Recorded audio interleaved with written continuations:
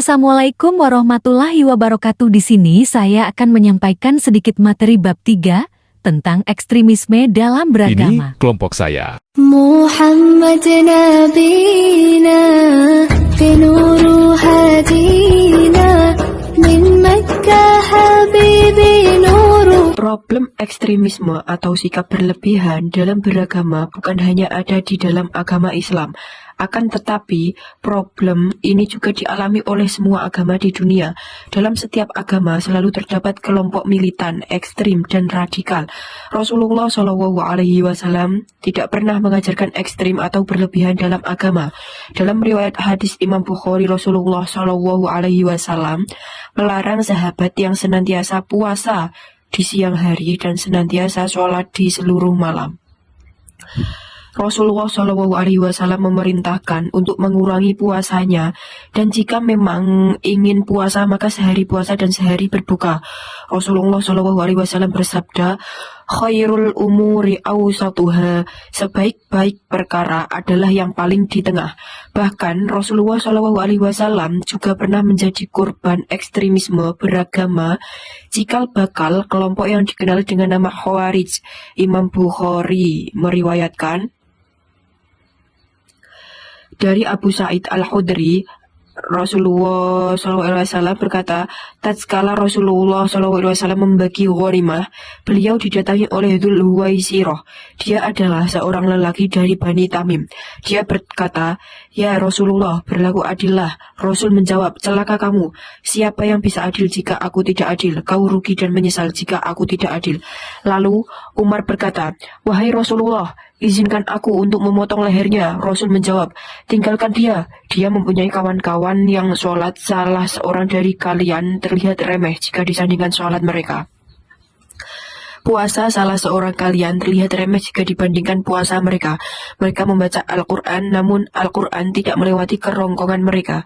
Mereka keluar dari agama sebagaimana tercabutnya anak panah dari buruan, yang tatkala mata pisau atau anak panahnya dilihat tidak ada sesuatu, daging yang menempel padanya. Lalu dilihat bagian yang dekat mata anak panah, maka juga tidak ada daging yang menempel. Lalu dilihat di bagian bulu dari anak panah, maka juga tidak didapati apapun kecuali hanya kotoran dan darah. Hadis riwayat Bukhari. Hadis ini semakin terbukti bahwa setelah meninggalnya Rasulullah SAW pada tahun 35 Hijriah, Khalifah Utsman RA terbunuh di tangan kelompok umat Islam yang ekstrim. Peristiwa ini kemudian terulang pada masa Khalifah Ali bin Abi Thalib, yang juga terbunuh oleh kalangan ekstrim dari umat Islam. Khalifah Ali dianggap telah kafir sebab menerima ajakan tahkim Muawiyah bin Abi Sufyan. Pembunuhnya adalah Abdurrahman bin Muljam. Baik, sekarang bahaya serampangan takfir atau memvonis kafir. Umat Islam saat ini sedang dicoba dengan dua kutub ekstrem kiri dan juga ekstrem kanan.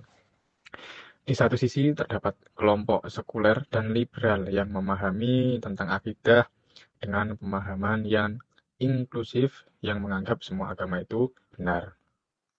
Dan di pihak lain terdapat kelompok yang mewarisi pemikiran Khawarij yang sangat mudah, yaitu memvonis kafir sebuah kelompok yang berseberangan dengan pendapatnya. Rasulullah SAW memperingatkan di dalam banyak sabdanya tentang bahaya kafir. Di antaranya adalah beliau bersabda, yang artinya tidaklah seseorang melempar tuduhan kafir atau melempar tuduhan fisik atau juga fasik kepada orang lain, kecuali tuduhan itu kembali kepada dirinya apabila orang yang dituduh tidak seperti perkara yang dituduhkan. Hadis riwayat Bukhari. Takfir atau memvonis kafir secara tidak langsung mengandung arti penghalalan darah orang yang dikafirkan. Orang yang mengkafirkan seseorang, secara otomatis ia mensematkan status kekal di dalam neraka selama-lamanya atas orang yang dikafirkan. Ia juga secara otomatis mengharamkan, memandikan, mengkafani, mengsolati, dan mengubur orang yang dikafirkan tersebut di pemakaman kaum muslimin. Ia juga secara otomatis menghukumi orang yang dikafirkan tidak boleh menerima warisan keluarganya yang muslim.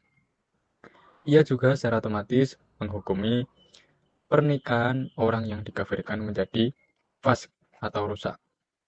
Untuk selanjutnya, hal yang harus kita perhatikan dalam vonis kafir.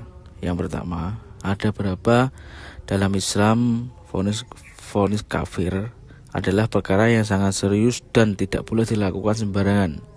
Jadi semua orang itu tidak boleh sembarangan dalam Islam vonis fakir. Ada 6 poin untuk vonis fakir. Yang pertama, dalil yang jelas dan tegas dalam harus berdasarkan Al-Quran dan sunnah yang sahih dan jelas, bukan dugaan emosi atau pendapat pribadi. Yang poin kedua, memenuhi syarat dan hilangnya penghalang. Jadi seseorang itu harus bisa divonis kafir jika syarat-syarat kekufuran terpenuhi.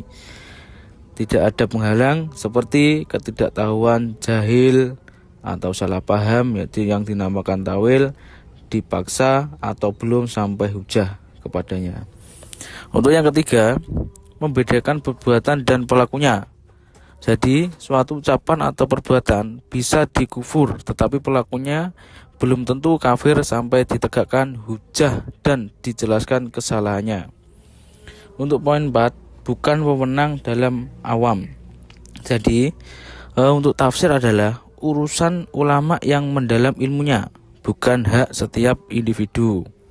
Yang poin 5, bahaya dan konsekuensi besar.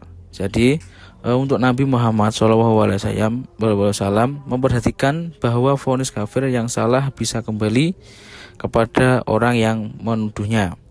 Untuk poin yang ke-6, prinsip kehati-hatian ihtiyat. Jadi untuk menjelaskan prinsipnya, Ahlus Sunnah yang sangat berhati-hati dan lebih mendahulukan nasihat, dakwah, dan klarifikasi daripada vonis. Untuk lebih paham dalam Islam, jadi semua itu harus memahamkan dalam Islam, yaitu untuk menjaga kehormatan, darah, dan iman kauman muslimin dan tahfir hanya dilakukan dengan ilmu, keadilan, dan kehati-hatian yang tinggi. Untuk itu yang bisa untuk saya jelaskan dalam hal yang kita harus diperhatikan dalam vonis kafir. Kalamun qadimul la yumallu sama'uhu tanazzaha an qawlin wa fi'lin wa